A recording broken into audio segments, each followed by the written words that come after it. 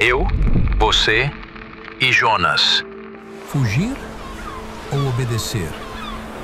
É nesse momento que nos vem o medo, orgulho e, enfim, as consequências. É no fundo do poço que nos resta a oração. E Deus nos dá segundas chances. Arrependimento. Caminhos revistos. Nas mãos do Deus de misericórdia, a nossa missão recomeça hoje.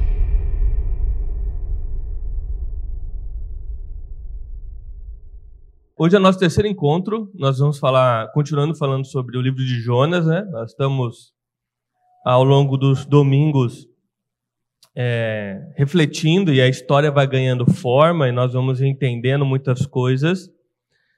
Basicamente, o livro se inicia com Deus dando uma ordem a Jonas para que ele vá até a cidade de Nínive, para que ele possa pregar lá naquela cidade. Jonas entende a ordem, mas ele desobedece a Deus conscientemente e ele foge para o lado oposto. E aí o texto fala que ele foi até um porto, pegou um barco, né? Subiu a bordo de um barco. E no alto mar, Deus mandou uma grande tempestade ao ponto de quase afundar aquele barco. E foi basicamente aí que nós paramos, né? Hoje eu vou avançar alguns versículos, então eu vou dar um pulo em alguns, tá? Basicamente, depois da tempestade, os marinheiros tiveram que lançar Jonas ao mar para que o mar se acalmasse, não é? E aí então vem a parte que a grande maioria das pessoas conhece, o livro de Jonas, que é quando Jonas é engolido por um grande peixe, não é? As pessoas falam uma baleia, mas a Bíblia fala um grande peixe, então os maiores peixes que nós conhecemos hoje são as baleias, então a gente relaciona, mas não é o termo que a Bíblia usa, tá? E é daí que nós vamos continuar hoje, tá? Do momento em que Jonas foi engolido por esse grande peixe. Isso está em Jonas capítulo 1, versículo 17. E hoje, finalmente, nós vamos passar do capítulo 1 para o capítulo 2, tá? Então, vamos começar a leitura no 1:17. Depois nós vamos seguir para o capítulo 2. Tá. Ó, quem está sem a Bíblia está ali na tela, tá? Vamos lá, ó. O Senhor designou que um grande peixe engolisse Jonas, e Jonas ficou dentro do peixe por 3 dias e 3 noites. Capítulo 2, a partir do versículo 1. Então, de dentro do peixe, Jonas orou ao Senhor, seu Deus, e disse: Em minha angústia clamei ao Senhor, e ele me respondeu. Gritei da terra dos mortos, e tu me ouvistes. Nas profundezas do oceano me lançastes, e afundei até o coração do mar. As águas me envolveram, fui encoberto por tuas tempestuosas ondas, e então eu disse: Tu me expulsastes da tua presença, e no entanto, olharei de novo para teu santo templo. Afundei debaixo das ondas, e as águas se fecharam sobre mim. As algas marinhas se enrolaram em minha cabeça. Afundei até os alicerces dos montes.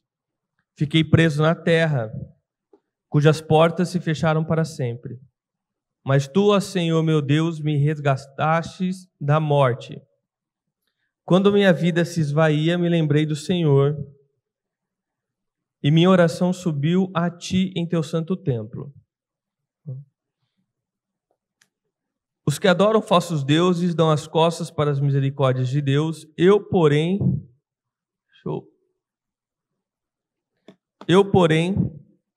oferecerei sacrifícios a ti, cânticos de gratidão, e cumprirei todos os meus votos. Pois somente do Senhor vem o livramento. E aí, versículo 10, então o Senhor ordenou que o peixe vomitasse Jonas na praia. Tá, aqui é o que a gente vai refletir hoje, tá? Algum desses versículos. Bom, esse é o versículo, como eu disse, que a maioria das pessoas conhecem de Jonas, porque tem o fato do grande peixe, né? Cara, por curiosidade, eu fui pesquisar na internet e, incrivelmente, eu encontrei diversos relatos de pessoas que foram engolidas por baleias e cuspidas, né? Alguns segundos, algum tempo depois. Né? O mais recente foi agora em janeiro de 2025, um chileno. Ele estava passando as férias com o pai dele, eles estavam andando de caiaque, cada um no seu. E o pai dele estava filmando, de repente sobe uma baleia, pega ele, e ele desaparece. Aí passa algum tempinho, aí a baleia gospe ele surge de novo, cara. É incrível, né? Então nós temos diversos relatos contemporâneos documentados e filmados, sabe? Do poder de que um grande peixe, obviamente, tem de engolir um ser humano. Eu fico imaginando esse chileno, não me lembro a idade dele, né? Mas com certeza é uma férias que ele nunca mais vai se esquecer. E se ele ainda está na escola, você lembra quando você voltava das férias, o professor perguntava como foi suas férias para cada aluno? Com certeza ninguém acreditaria na história dele, sabe? Mas, enfim, foi o que aconteceu com ele. Tá? De todo modo, nós cremos, irmão, num Deus que criou os céus e a terra, criou o universo, um Deus que protegeu pessoas dentro de uma fornalha, livrou pessoas em uma cova de leões, enfim, um Deus que ressuscitou e ressuscitou pessoas e que nos ressuscitará e na eternidade, sabe? Então, não me parece algo muito difícil Deus fazer um grande peixe engolir o homem, sabe? Acho que para nós não é um ponto que nós temos, nossa, mas isso aqui é demais. Cara, a gente crê no Deus que abriu o mar, sabe? Então, no Deus que faz o impossível e tem um poder infinito, sabe? Então, eu não vou me ater muito a esse fato aqui. Nós vamos passar por ele e nós vamos nos focar mais no que aconteceu com Jonas a partir desse momento, sabe? Desde o capítulo 1 de Jonas, nós vemos que o texto, né, tinha aquela dinâmica muito interessante, que o texto foi falando o itinerário de viagem de Jonas usando a palavra desceu, né? Então, Jonas desceu a Jope, no porto, e aí ele desceu ao barco, no barco ele desceu ao porão. Como se o texto fosse falando que cada nova desobediência da parte de Jonas, ele se afastava cada vez mais, ele descia cada vez mais da presença do Senhor, né? E aqui Jonas, ele continua descendo. E o texto fala, né, obviamente, ele desceu as águas. E ele foi lá no fundo. Desceu bem ao fundo. Ou seja, o texto começa essa dinâmica do descer e ele chega a um ponto que, daqui não tem para onde ir, né? Você já está dentro do oceano, do mar, não tem. Ele desceu mesmo, ele bateu no fundo do poço, como nós falamos, não é? E lá embaixo, quando essa autossuficiência de Jonas, não é, acaba, finalmente ele dá o braço a torcer e ele então busca Deus em oração, não é? Quando eu estava lendo aqui, eu comecei a rir, cara, porque, quer ver?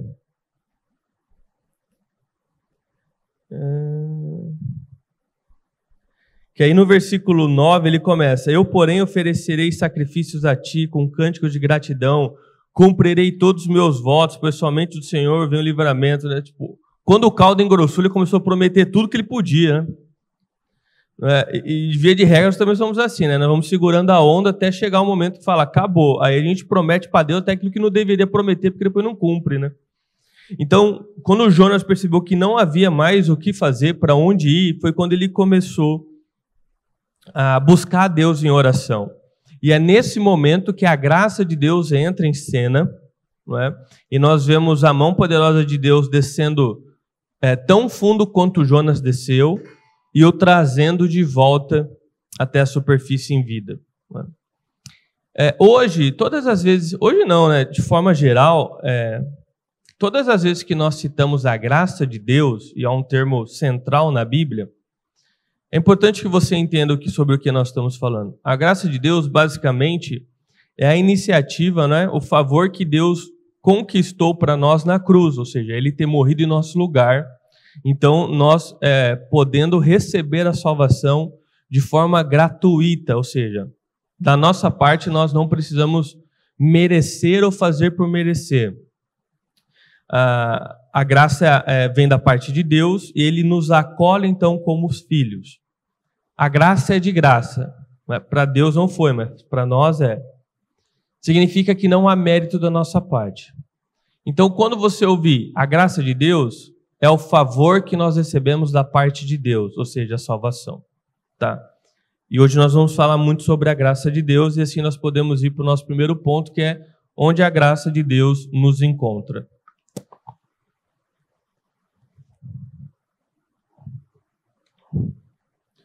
O texto que nós lemos, ele abre com uma palavra muito importante, que é designou.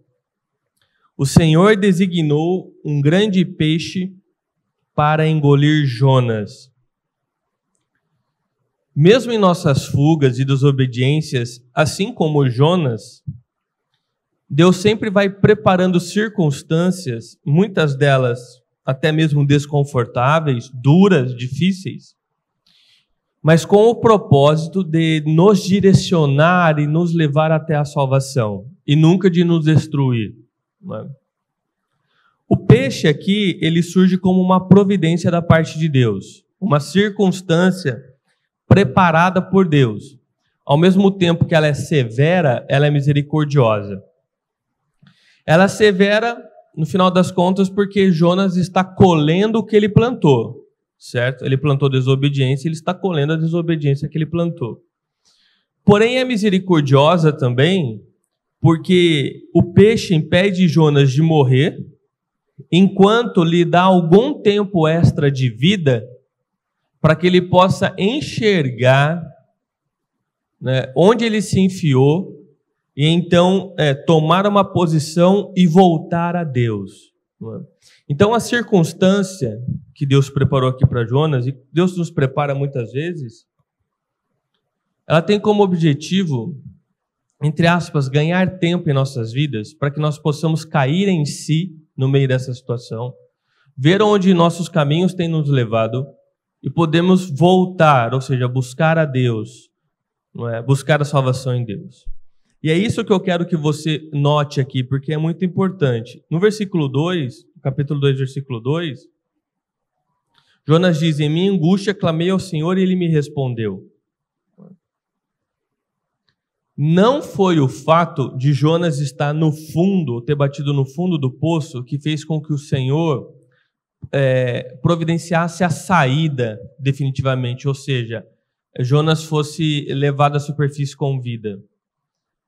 O fato de Jonas ter se enfiado nesse buraco fez com que o Senhor providenciasse uma circunstância que não o matasse, mas que permitisse que ele visse, percebesse onde ele tinha se enfiado, e assim podendo voltar a buscar a Deus. Então não foi estar no fundo que fez com que Deus fosse lá e o trouxesse à superfície, mas foi clamar a Deus lá do fundo. Somente quando Jonas se rendeu em oração, ou seja, quando ele reconheceu seu erro, quando ele reconheceu suas limitações e ele expressou seu desejo de retornar a Deus, obedecer a Deus, não é? E aí aquele versículo que eu acabei de ler, onde ele fala que vai cumprir os votos, enfim, ele reconhece e expressa seu desejo de retornar a Deus, que nós chegamos no versículo 10, que diz que o Senhor então ordenou que o grande peixe cuspisse ou vomitasse Jonas na praia. Não é? A salvação, ela acontece, a graça nos encontra quando nós reconhecemos que precisamos de Deus e buscamos Deus. Não é? O fato de você estar no fundo do poço ou se enfiar em situações por si só não trazem automaticamente a graça na sua vida, a salvação. Traz a misericórdia de Deus em criar circunstâncias para que você possa ver o quão ruim, o quão mal você está, para que você possa se posicionar, buscar a Deus clamando e então receber a salvação. Havia uma falha escondida no coração de Jonas. Era a sua soberba. Desde o início do livro, nós vemos que ele quer agir como se fosse o Deus da sua própria vida. Então Deus vem e dá uma ordem, mas ele descarta a voz de Deus, a ordem de Deus, e ele segue as suas próprias ordens, ele segue a sua própria vontade, não é? Ele se coloca numa posição de superioridade, ou seja, soberba, do tipo, cara, eu creio em Deus, mas a opinião de Deus nem sempre é bem-vinda na minha vida, eu sei como cuidar da minha vida, eu sei os melhores caminhos para eu ir, eu confio no meu projeto para a minha vida. Então Deus ele é apenas um acessório que quando for útil, eu utilizo. Quando não for útil, eu simplesmente ignoro e coloco de lado. Esse é o padrão que nós estamos vendo na vida de Jonas desde o início do livro, não é? Então, existe no coração de Jonas uma grande soberba. E Deus precisava resolver essa falha no coração de Jonas, não é? Para que ele pudesse definitivamente encontrar e experimentar a graça de Deus. Por isso que o maior milagre do capítulo 2 não é um peixe ter engolido Jonas, não é? E depois ter vomitado ele na praia. O maior milagre do capítulo 2 é Jonas ter vomitado a sua soberba lá dentro do peixe, não é? Porque essa transformação interior de quem nós somos, o nosso coração. Não é? E é nesse momento onde Jonas vomita a sua soberba e busca a face de Deus, que esse momento de descida que se iniciou lá no versículo 1, basicamente, não é? E veio até agora, se torna um movimento de subida. E Jonas então começa a subir com a graça de Deus até finalmente ser colocado em vida, em terra firme, e ali poder voltar e continuar o seu propósito. Ele percebeu que Deus era tudo o que ele precisava quando ele chegou numa situação que Deus era tudo que ele tinha. Antes disso, ele usou de todas as formas alternativas e suas forças para tentar fazer as coisas do seu jeito. Só que é isso, ele foi afundando até chegar num ponto que tudo que ele tinha era Deus. E foi nesse momento que ele percebeu que desde o início, tudo que ele precisava era Deus. Desde o início ele já tinha o que ele precisava para não se ver naquela situação e para se ver cumprindo o seu propósito. Infelizmente, nós muitas vezes seguimos o mesmo caminho. Isso escancara uma realidade da vida, né? A graça de Deus, ela quase nunca é aprendida nos pontos altos da vida, mas ela é experimentada e aprendida em grande parte nos vales e nas profundezas que nós experimentamos durante a vida, nas situações difíceis, né? Nas situações duras. Muitas delas, obviamente, que nós mesmos nos colocamos, né? Porque assim como a Bíblia fala em Tiago, nós criamos as nossas próprias guerras, não é? Grande parte dos problemas que nós nos encontramos e o lugar que nós estamos, a maior parte das vezes, é uma consequência direta das nossas próprias decisões, não é? Porém, Deus se utiliza desses vales, Deus se utiliza desses momentos difíceis, não é? Para que ali nós possamos encontrar e experimentar a sua graça. Porque você vê que o ser humano, nós temos um coração duro. Não basta nós ouvirmos que somos pecadores, que somos impotentes diante das realidades da vida, que somos limitados. Muitas vezes nós precisamos ver e sentir, por meio de circunstâncias que vão quebrar a nossa autoconfiança e nos mostrar que realmente nós não somos tudo isso que nós achamos que nós somos. E finalmente essas circunstâncias nos levam à oração, nos levam a nos entregar a Deus.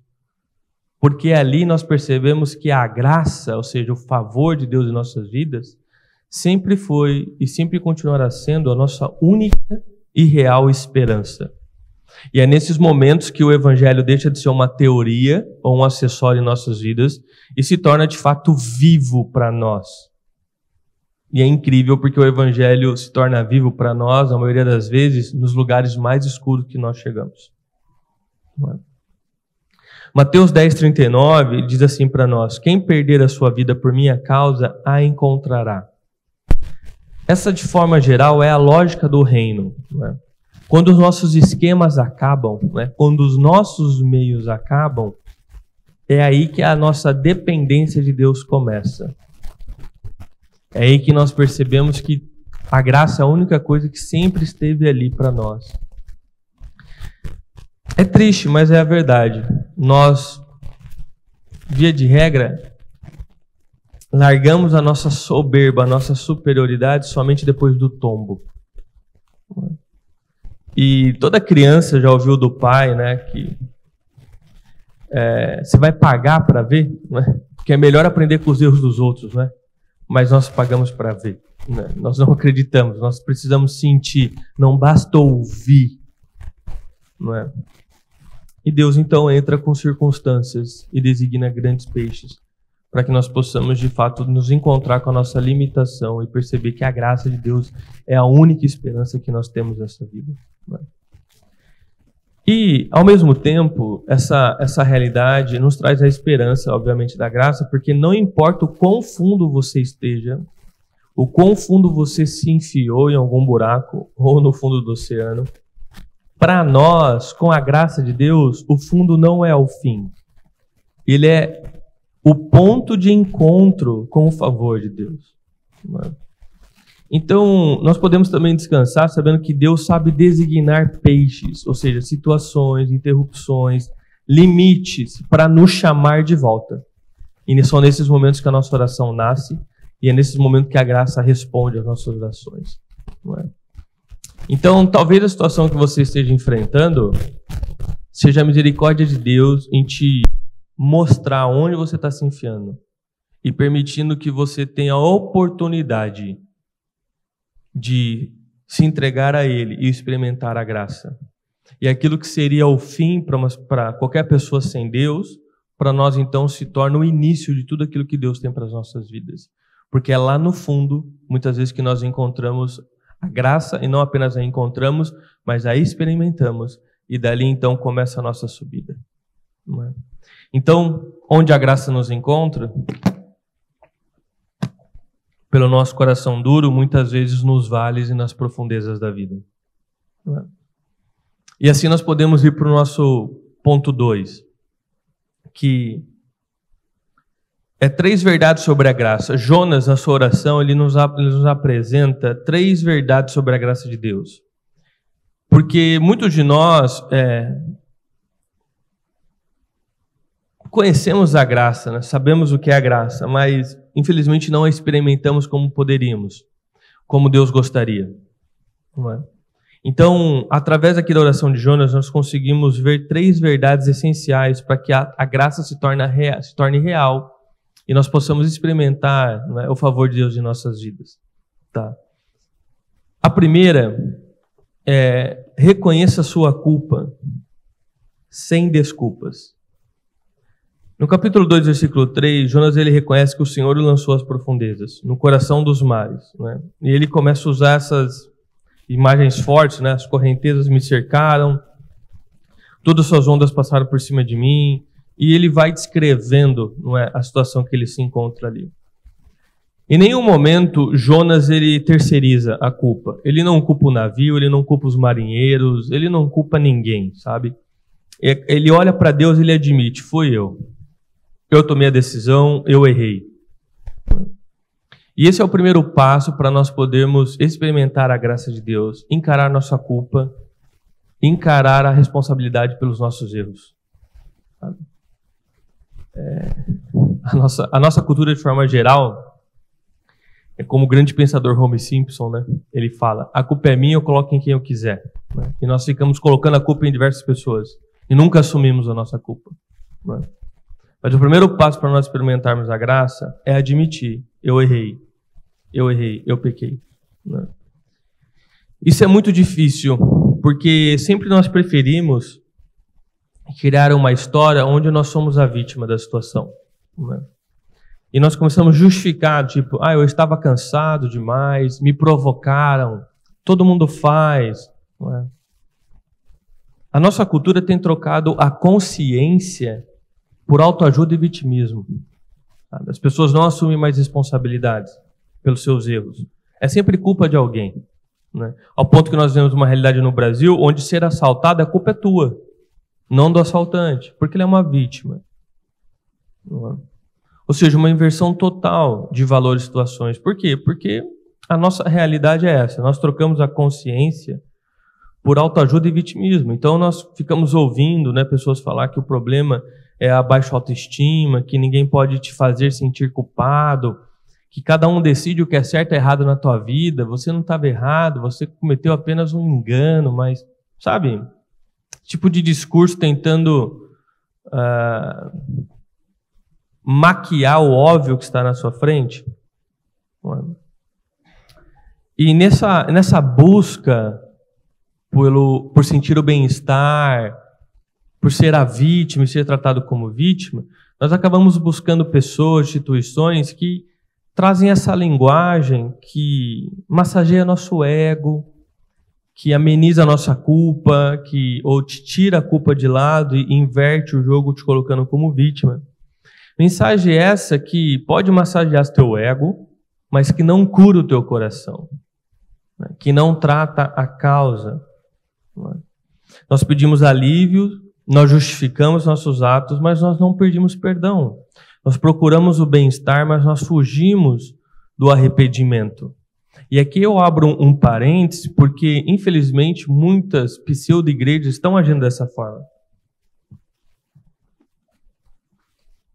Se aproveitando dessa realidade do ser humano, de querer se colocar como vítima, e principalmente dessa realidade da nossa geração, que está inflamada, para falar aquilo que as pessoas querem ouvir, para trazer um evangelho recortado, onde Deus vai te fazer sempre vitorioso, onde todas as coisas vão dar certo, ignorando a colheita pelos seus pecados, ignorando que nós somos pecadores, ignorando, não é, todo o outro lado da moeda. E as pessoas ali, elas creem que estão experimentando Deus e conhecendo Deus, mas na verdade elas estão se afundando. Estão se afundando. Isso é triste, mas é uma realidade. E Jonas aqui, ele faz exatamente o oposto do que a nossa geração tem feito. Ele reconhece o seu erro e ele admite o veredito de Deus. Então ele fala, o Senhor me lançaste. Eu aceito, eu errei. E eu reconheço que o Senhor me lançou porque eu errei. O Senhor é um justo juiz. Não é? E é exatamente por admitir sua culpa que ele encontra a graça. Exatamente por admitir quem ele é, o que ele fez, o que ele mereceria, que ele encontra a graça de Deus. Não é?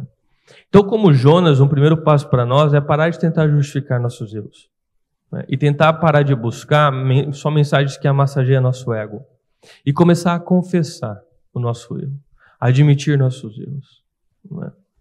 E ver que muitas vezes o que Deus está fazendo é o que um justo juiz faria. Só que Deus age com misericórdia, criando circunstâncias para nos alertar e nos fazer acordar dentro do nosso próprio erro. Para que nós tenhamos a oportunidade de ver uma vida nova e de ver uma vida realmente com propósito. Não é? Então, a primeira verdade sobre a graça de Deus é reconheça a sua culpa, não é? Sem desculpas. O segundo é renda-se à verdade, você não se salva. Não é? Jonas 2:6, ele fala, as trancas se fecharam sobre mim para sempre, mas tu fizestes subir a minha vida. Jonas, então, ele chega até o fundo de uma situação onde ele não encontra mais alternativas para continuar o seu caminho. Não é? Enquanto ele encontrou alternativas, ele foi fazendo o que ele queria fazer. Não é? Mas chegou um momento que ele se viu numa situação em que não há mais alternativas. E nesse momento, o texto não diz que ele pensou ou que ele diz que ele nadou melhor, ou seja, que ele encontrou outra alternativa para se salvar da situação. O que o texto fala é que ele reconheceu que o Senhor o fez subir. O Senhor o fez subir. E essa é a segunda verdade sobre a graça. Nós não conseguimos vencer o pecado e nós não conseguimos nos salvar por esforço próprio. Você pode tentar levar a vida no seu esforço, seguindo sua própria vontade, mas vai chegar um momento que você vai se dar conta que você não consegue se salvar. Você vai se ver em situações em que você não tem mais alternativas. E você reconhece que a tua salvação, o teu socorro precisa vir de fora. De fora, da parte de Deus. Se de algum modo o ser humano pudesse se salvar e vencer o pecado no seu coração, a graça de Deus seria dispensável. A crucificação na cruz não teria sido necessária. Então, se Deus morreu na cruz e a graça está à nossa disposição, é porque o fato é que o ser humano é limitado. Ele não consegue se salvar. Agora veja como nós, a nossa prática de fé, nós tentamos a todo momento criar alternativas para nos salvar, ou seja, para merecer a salvação, para convencer Deus a nos abençoar. Não é? Então nós fazemos a nossa fé uma negociação. Nós tentamos impressionar Deus com um currículo, com as nossas habilidades, não é? E nós vamos fazendo as coisas de modo a tentar pressionar Deus contra a parede, do tipo, eu mereço, olha como eu sou bom, olha minhas habilidades, olha tudo que eu tenho feito, o Senhor agora me deve. Não é? Então, uma forma de eu me salvar através do meu próprio esforço. Exemplo, se eu der minhas ofertas, e ser generoso nas minhas ofertas, Deus vai ficar me devendo. Não é? Então eu posso chegar diante de Deus e orar, Deus, eu tenho sido ofertante, olha o quanto que eu dou de dinheiro, o Senhor está me devendo. Ou seja, eu fiz por merecer, né? Eu consegui comprar a minha salvação. Ou então, se eu fizer uma campanha de 7 semanas, ir na igreja sem faltar por um mês, não é? Deus, ele é obrigado a me responder agora. Então eu oro a Deus e falo, olha como eu sou bom, olha o que eu tenho feito, eu não falto na igreja, olha tudo que eu faço.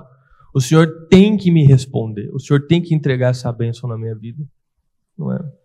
Então, perceba que isso não é fé, é barganha. Não é? É barganha.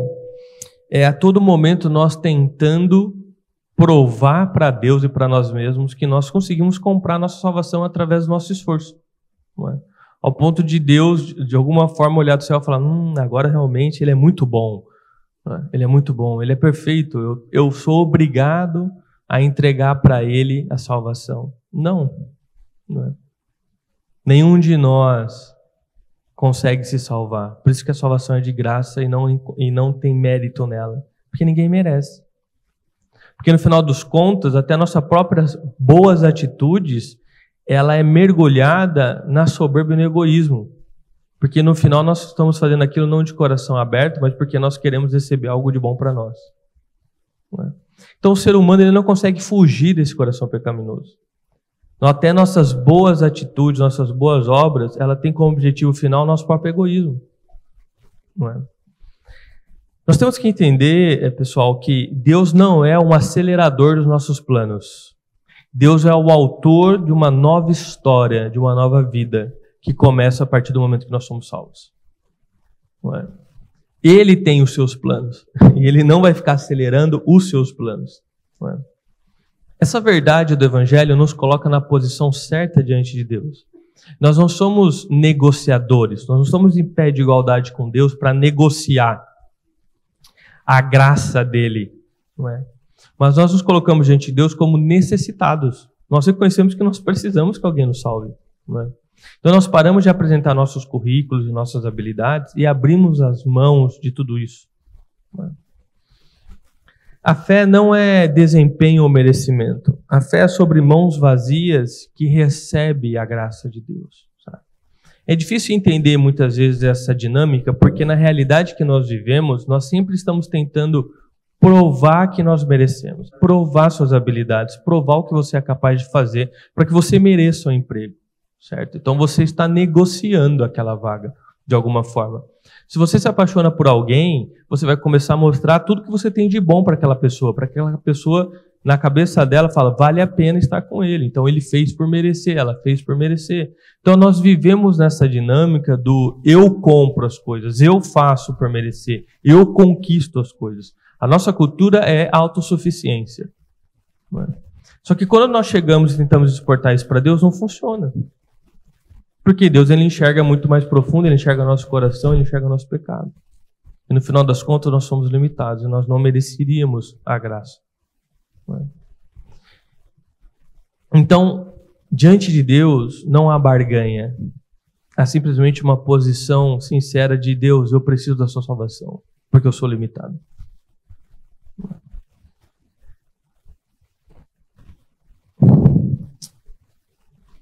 Por isso que tudo que nós fazemos na igreja, ou para Deus, na nossa vida espiritual, né, nosso esforço para obedecer a Deus não é para conquistar a salvação. O nosso esforço em obedecer a Deus é por gratidão daquilo que Ele já fez em nossas vidas. Sabe? Então existe uma inversão aí. Enquanto as pessoas que barganham a fé, elas fazem o que fazem para merecer receber algo de Deus, nós fazemos o que nós fazemos porque nós já recebemos a parte de Deus. Ou seja, a nossa motivação muda. Uma coisa é você, por exemplo, ter um filho e falar: filho, eu vou sair para trabalhar e quando eu voltar, eu preciso que você cumpra essa lista de tarefas aqui. Se quando eu voltar para casa, essa lista de tarefas não for cumprida, nós não te amamos mais e você será abandonado. Você será abandonado, você não será mais nosso filho. O filho ele vai se esforçar para obedecer o pai, certo? Mas qual é a motivação dele? Medo. Ele tem medo de ser abandonado. Então ele obedece o pai para merecer o amor do pai. E nós levamos essa lógica para Deus. Então nós ficamos obedecendo Deus para merecer Deus. Quando na verdade a figura que a Bíblia nos apresenta do pai amoroso que Deus é: filho, eu sei que você vai falhar, eu sei que você não consegue cumprir essa lista, mas se esforça, porque eu te amo, eu te ajudo, eu te acolho, eu estou com você. Então eu não faço para merecer, né? Eu já recebi, então eu obedeço com gratidão pelo que eu recebi da parte de Deus.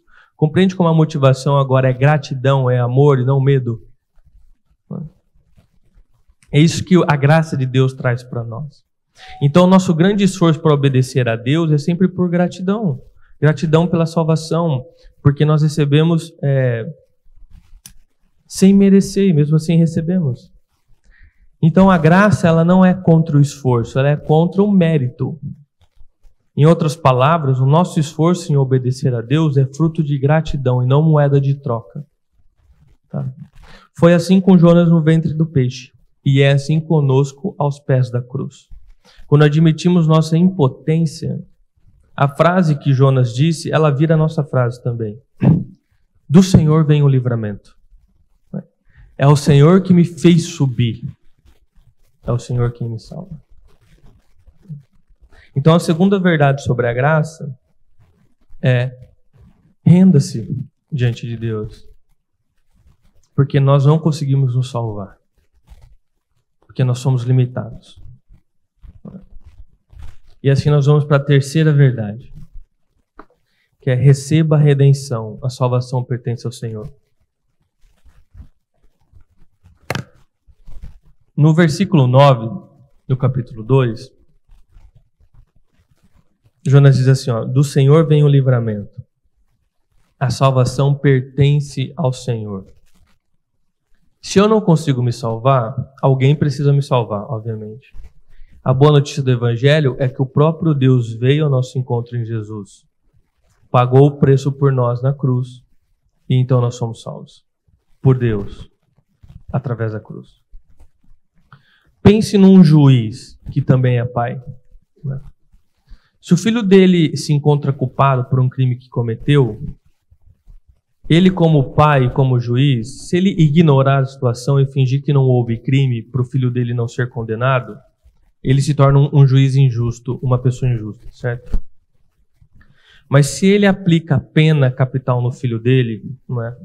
Matando o filho dele, e simplesmente vai embora, ele é um pai que não ama, que não tem empatia. Na cruz, Deus, como justo juiz e o bom pai, ele faz as duas coisas ao mesmo tempo. Ele mantém a justiça, ou seja, ele não ignora o pecado, e ele condena o pecado. E ele também demonstra amor, porque quem morre é ele e não nós. Ele toma o nosso lugar. Dando assim, então, uma nova oportunidade para que nós possamos viver de novo. Percebe? Deus é amoroso, porque ele toma as dores do nosso lugar, e ele morre no nosso lugar, e ele é justo, porque ele não ignora o pecado. E dessa lógica, nós temos uma nova chance de viver diferente, de viver uma vida diferente. E é isso que Jonas conclui. A salvação pertence ao Senhor. Ela é de Deus. Ele é quem começou, Ele é quem pagou o preço e Ele é quem dá. Ele dá para quem Ele quiser. Isso é maravilhoso porque derruba a soberba do coração humano, sabe? Porque ninguém tem crédito para exigir a salvação da parte de Deus. E ao mesmo tempo acende esperança, porque pessoas improváveis como Jonas e como eu e você, pessoas que desobedecem a Deus de forma consciente, que vivem falhando, que muitas vezes dão as costas para Deus e são obstinados a continuar no erro, como Jonas foi. Não é? Pessoas improváveis. Não é? Quem se acha um caso perdido ou até foi desenganado pela própria família. Sabe quando a própria família olha, sua mãe olha e fala, esse não tem jeito, não é? Esse está fora do alcance. Não é? Se a salvação pertence a Deus e ninguém recebe por mérito, significa que Ele pode dar a todos que Ele quer dar. Não porque aquela pessoa merece, mas porque Ele quis. Ou seja, ninguém está fora do alcance de Deus. Não importa onde você se enfiou, o que foi a sua vida, não é por mérito, é por amor. Então não importa o seu estado, creia em Deus e receba a salvação. Ninguém está fundo demais ao ponto do Senhor não poder te alcançar. Se você crer em Deus, você recebe a salvação. E essa é a maravilhosa graça. Essa é a maravilhosa graça.